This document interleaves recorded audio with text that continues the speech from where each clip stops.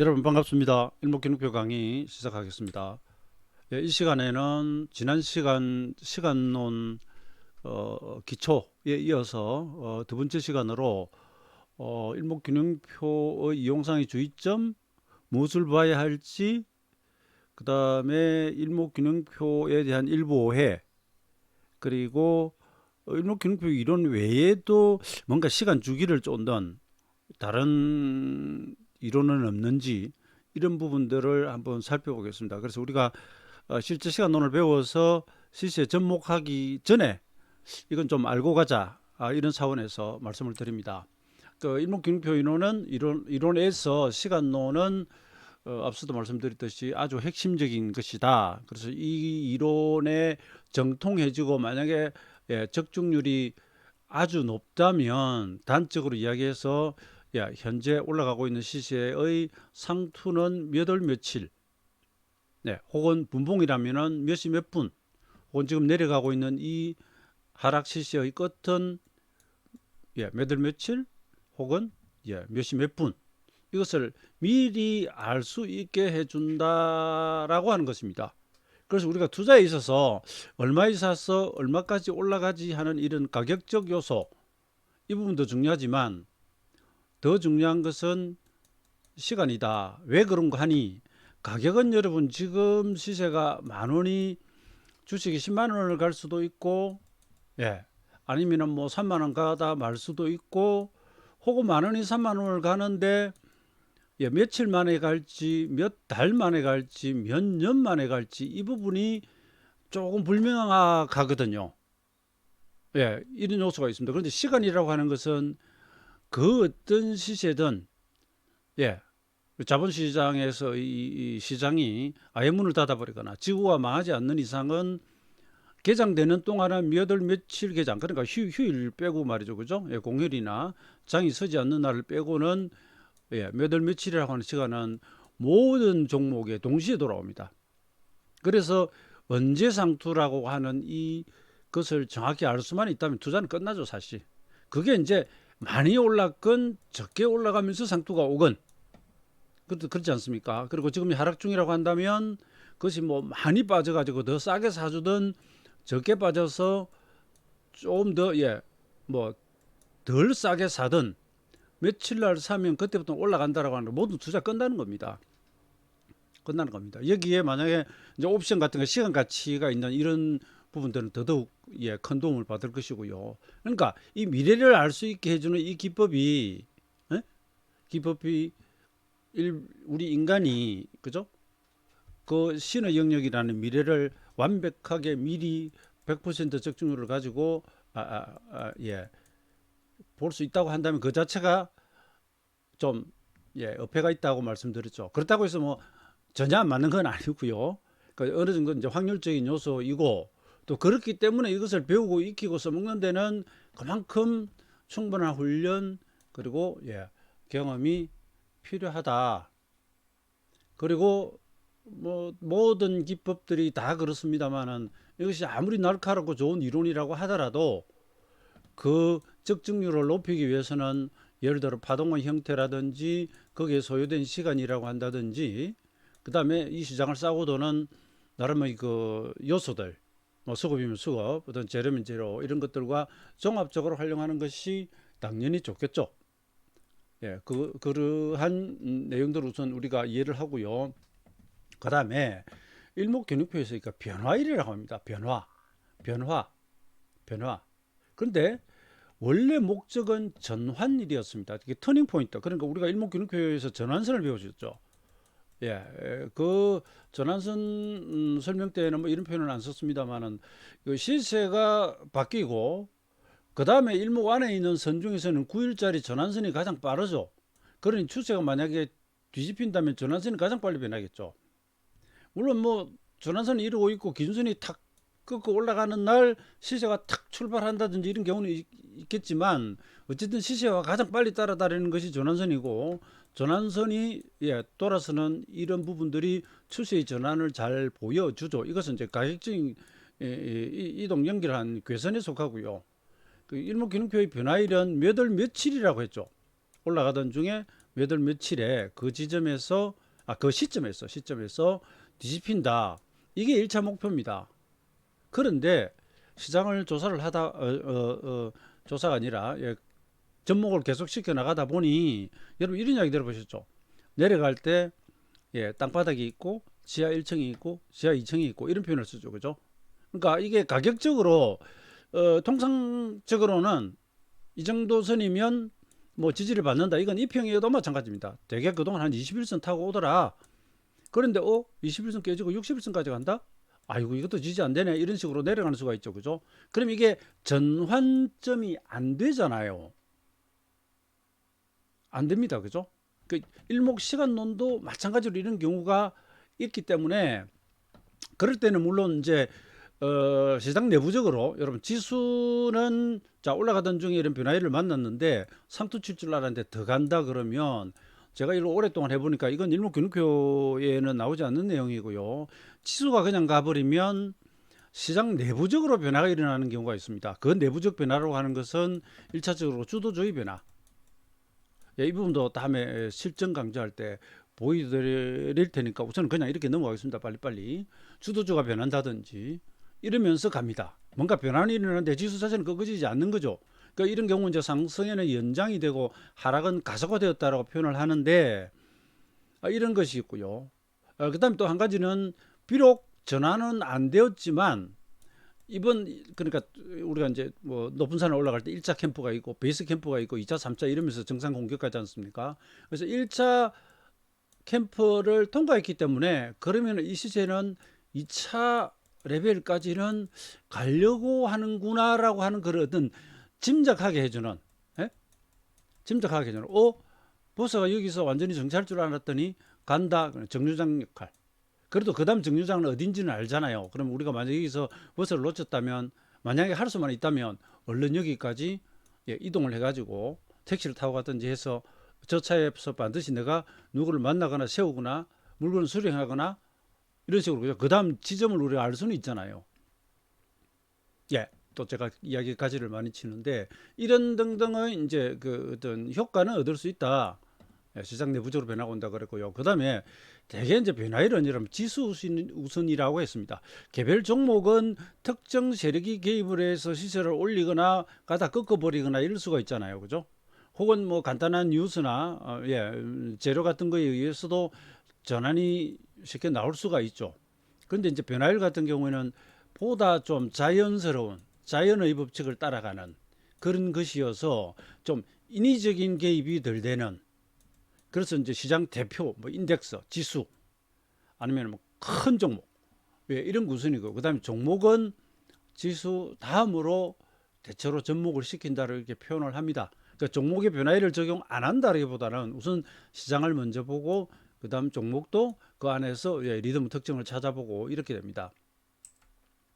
그 다음에 제가 이 부분을 꺼내기 전에 한 꼭지가 있었는데 이걸 가져왔는데요. 이건 무슨 이야기냐 하면 균형표에 보면 이제 9와 17, 26 이런 숫자들이 있단 말이죠. 그래서 일부에서는 일목살인 생전에는 우리나라도 과거에는 그렇습니다만 토요일 날 개장을 했거든요.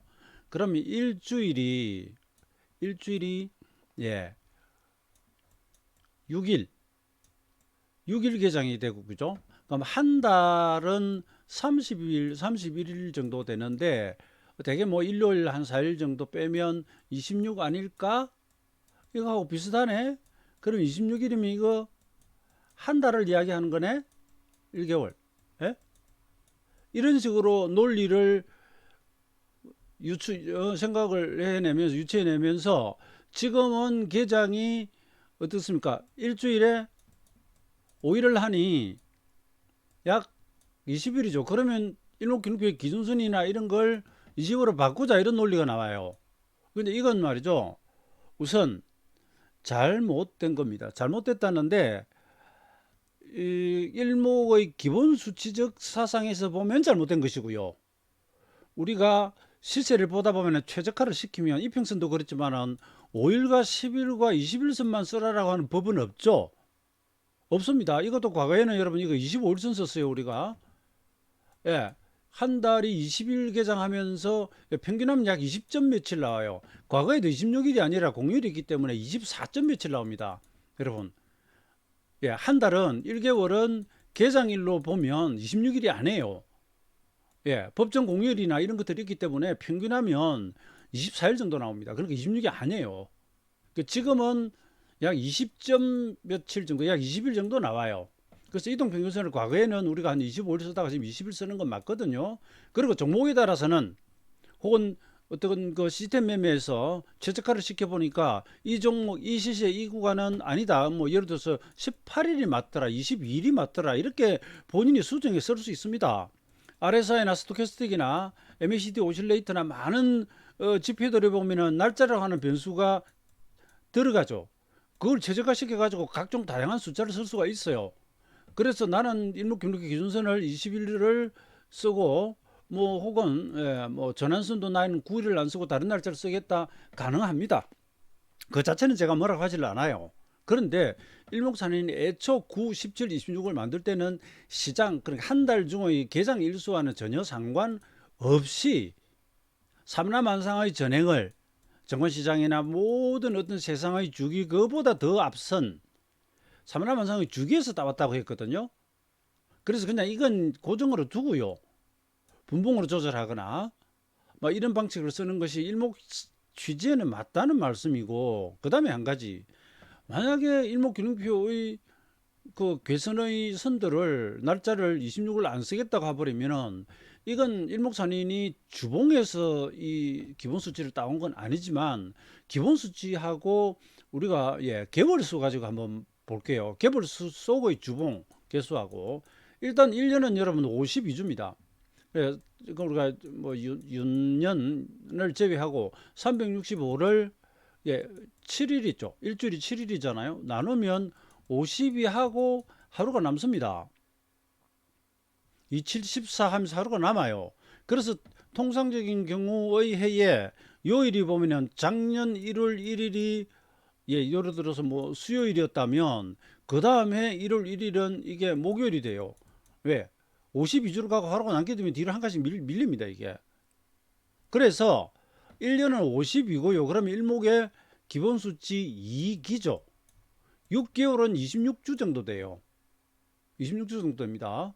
이러면 이건 1기잖아요. 일목 기본 수치 중에서 반기가 있죠. 그럼 약 3개월, 13주. 두 달이면 9주가 아닌 경우도 있지만 약 9주. 1개월은 4 내지는 5주죠. 왜냐? 4, 7에 28이니까 한 달이 윤년 아닌 2월을 제외하고는 28일이 아니죠. 30에서 31일이잖아요. 그럼 4주를 넘어요.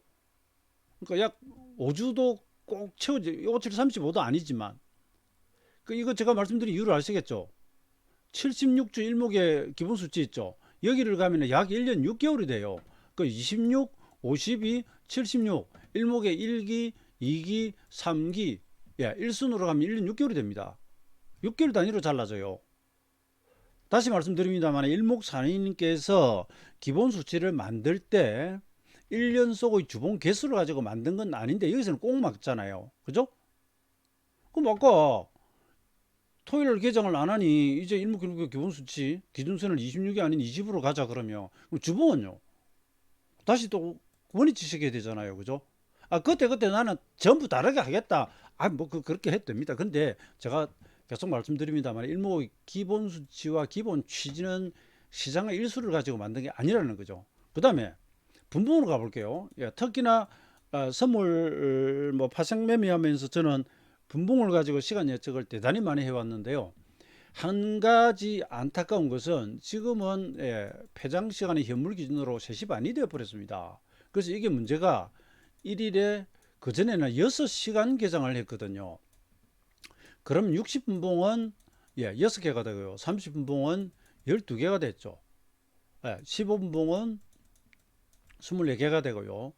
이런 식으로 그 다음에 76개 하면 거의 5분봉 76개는 하루를 꼭 채워버리는 식으로 거의 이렇게 되어 갔습니다. 그리고 10분봉이 24개면 그 전날 10시 정각의 시세가 변했다고 하고 만약 26개 뒤에 변한다면 24개에 15분봉 2칸 더 가면, 예?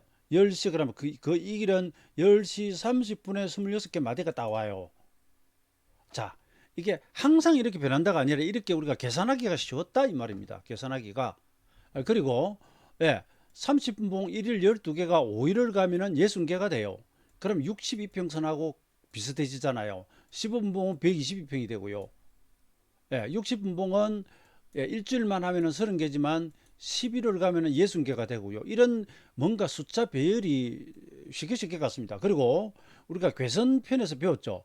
일목균형표가 완전 정별, 역별일 때 예, 구름 상단 선행스팬 1 혹은 하단 선행스팬 1은 62평에서 65나 이하고 비슷하게 가요.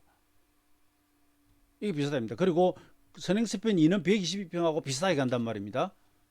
어떤 때는 약 102평 비슷하기도 하지만 얼추 이렇게 돼요. 이렇게 딱 질서가 맞았는데 이게 하루가 6시간 반을 개장을 해버리니까 30분봉은 7개가 되고요. 60분봉은 HTS가 어떻게 그래 나갔냐면 아니요. 30분봉은 이게 13개가 되고요. 60분봉은 6개하고 이게 더 붙어버리니까 7개를 거래요. 7개를 거래버립니다.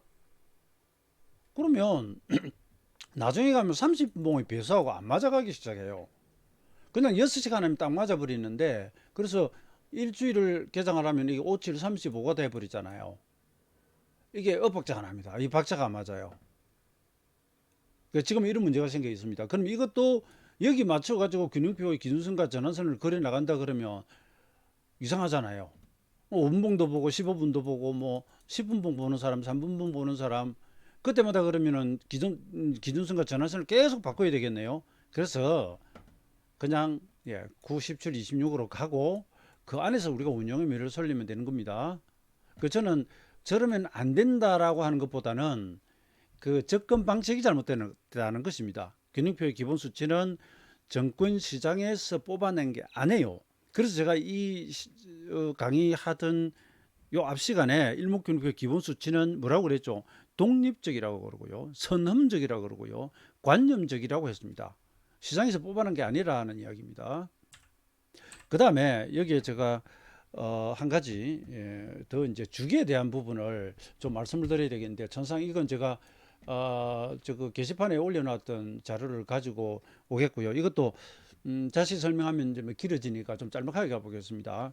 이 균형표에서 일목균형표라고 하는 것이 시간에 대해서 특히 아주 좀 집중적으로 잘 되어 있고요. 이만큼 시간에 대해서 색다른 시각으로 접근한 이론이 별로 없습니다. 개인이라고 들어보실지 모르겠습니다. 개인 차트라고 있습니다. 개인 차트, 개인의 각도. 거기에 보면 시간에 대한 부분이 나오는데 그때 이야기 언급하는 부분이 균형표 책을 서로 보고 적지 않았을까 하는 정도로 표현이 거의 같아요. 시간의 중요성 같은 거 이런 거 이야기하는 걸 보면 거의 일목균형표 책에 나오는 것과 유사할 정도로 나옵니다. 그리고 엘리어트 파동 이론에도 피보나치 급수나 이런 것을 이용한 시간 접목이 있긴 해요. 그런데 어쨌든 정보시장뿐만 아니라 시세장에서 시간에 대한 연구, 접목 이런 부분은 일목균형표가 가장 오랫동안 다양하게 접근을 하고 정립이 잘 되어 있다. 근데 그 외에 제가 이걸 올려놨기 때문에 여러분들 필요하시면 일시정지하고 한번 읽어보시고요. 자연에도 뭐 질서가 있다는 그런 소리입니다. 그리고 우리는 뭐 패턴의 우주 속에서 살고 있다. 뭐 무수한 눈송이 또 정확하고 똑같은 모양을 한 것도 없지만 모두 뭐 현미경으로 보면 육겹 대칭 이런 모습, 그다음에 뭐 목성의 위성, 이것이 돌아가는 주기들, 그리고 이런 부분들 쭉 이야기가 있고요. 그다음에 이제 자연 속의 수의 질서라고 하는 것들은 뭐 관련 책들이 시중에 많이 있습니다. 거기서 나오는 일부들을 보면 뭐 해바라기가 시계 방향 나선으로 34개, 뭐 반대 방향 55개라든지, 그다음에 특히나 피부나치 수열에 대한 책들을 보면 이런 자연 속의 숫자에 대한 이야기들이 많이 나와요. 이거 제가 이야기하고자 하는 건 그 숫자가 일목하고 같다라는 게 아니라 뭔가 자연 속에 이런 수열이, 리듬, 패턴이 반복되고 있는 것은 분명하거든요. 그것을 이제 우리가 시장에 어떻게 접목할 것이냐 하는 것이 균형표에서는 나름대로 기본 수치와 대등 수치로 정립을 해가지고 써먹기 시작한 것이고요. 여기에 대한 이제 물론 반론도 있습니다. 시세는 랜덤하다. 이런 데 대한 또 반론도 자료도 있습니다. 있으나 여러분 저는 이렇게 생각해요. 어떤 기법이 여러분 잘 맞는 그런 것만 가져와서 이야기를 하면 석 달 열흘 해야 됩니다. 그러나 반대론자들이 그 기법으로 해서 맞지 않던 것만 또 가져와서 이야기해도 석 달 열흘을 한단 말이죠. 그래서 그 확률이 6대 4냐 7대 3이냐 8대 2냐 또 그 국면에서 얼마나 좀 잘 써먹을 수 있게끔 유의성을 가졌느냐 도움이 되었느냐 확률 지표입니다. 저는 철저하게 기술적 분석은 확률 지표라고 봐요. 예, 특정 구간을 제외하고는 100% 적중이라고는 있을 수가 없고요.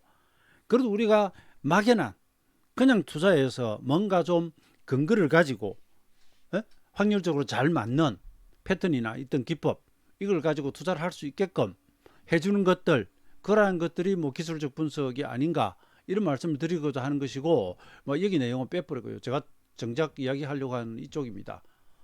예, 주기론 이건 존 머피라고 하는 사람이 쓴 존 제이 머피 금융시장의 기술적 분석이라고 하는 국일경제연구소에서 나오는 아주 두터운 노란색 표지의 큰 책이 있습니다. 그럼 여러 가지 기술적 분석에 대한 내용이 있는데요. 그 중에 보면 주기에 대해서 적고 있어요. 쭉 넘어가고요. 주기와 관련해서 연구를 했던 사람이 뭐 에드워드 듀이라고 하는 사람이 있다고 합니다. 이건 존 머피의 책에 나오는 내용이에요. 이 사람이 1941년에 주기 연구회를 결성했고요. 주기를 연구하는 가장 오래된 단체다. 그리고 주기라고 하는 잡지, 사이클이라고 하는 이 잡지를 출판을 하고 있는데요. 여기 보면 이제 뭐 주기 예측 같은 이런 보고서를 낸다고 하네요. 근데 이 책이 나온 지가 오래돼서 지금 2020년 현재 이런 게 나오고 있는지는 저도 못 찾아봤습니다. 못 찾아봤는데 저는 지금 에드워드 듀이가 아니라 존 머피 책 내용을 지금 여러분께 잠깐 소개해 드리는 겁니다. 거기 보니까 이 듀이가 같이 쓴 이 책, 사건을 유발하는 신비로운 힘, 이 책에 보니까 데스양의 연어 풍작은 한 9.6년 주기, 그러니까 각각의 주기를 자기들이 오랜 세월 찾아본 겁니다. 1957년 이래 태양의 흑점 활동은 평균 11.11년, 뭐 1415년에서 국가 간 전쟁, 부동산 경기, 주식시장, 10년짜리 주글라 파동이네요. 뭐 이런 쭉 주기들이 있더라. 그 외에 신기한 것은 9.6년짜리 주기를 찾아보니까 이 모충, 목요일충인지 모르겠습니다. 이거 좀 한글로 적어놔가지고 고요태 번성, 소맥, 밀경작지, 뭐 면사 가격 이런 등등 37가지가 9.6년짜리 주기를 가지더래요. 그 다음에 18.2년짜리는 미국의 결혼, 이민, 주식 뭐 이런 등등이 있고요. 그 다음에 이제 뭐 잘 아시는 익히 아시는 뭐 콘트라티에프, 쿠즈네츠, 주글라, 뭐 키친 뭐 이런 이런 파동들이 이건 뭐 경제 교과서에 나오는 것들이니까 알려져 있죠. 그 이게 맞다 안 맞다를 떠나가지고 이러한 주기들이 있다라고 하는 것은 이미 이전에 뭐 학자 연구자들이 찾아서 발표를 한 바가 있습니다.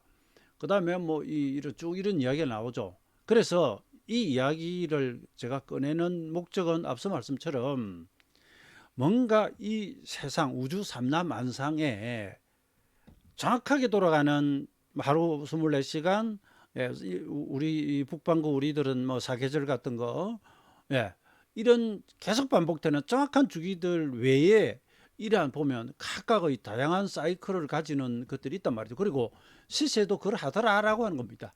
근데 그 시세가 일정한 질서를 항상 그대로 반복만 한다면 매매하기가 너무나 좋죠. 삼한사원 기온처럼 4일 오르고 3일 빠지고 4일 오르고 3일 빠지고 이것이 무한 반복된다면 투자를 실패할 이유가 없겠죠. 그 사실조차 모르는 사람은 안 되겠지만 그 리듬을 캐치했다 그러면 그때부터는 이제 땅 짚고 헤엄치기죠. 그렇지 않습니까? 4일 오르고 3일 빠지고 이 박자가 지켜진다면. 그런데 주식 시세는 그렇게 영원히 절대적으로 이어지지 않거든요. 그러나 가다 보면 어느 순간 특정한 리듬이 반복되는 모습이 나오고 그러면 대등수치, 그 다음에 일목균형표 기본수치처럼 그러한 수치들이 진행되었을 때 시세의 반전, 변화가 오더라 라고 하는 것을 내가 찾아내거나 미리 계산해 놓고 기다리고 있고, 그렇게 기다리고 있는데 그 날짜에 와가지고 변하지 않을 수도 있죠.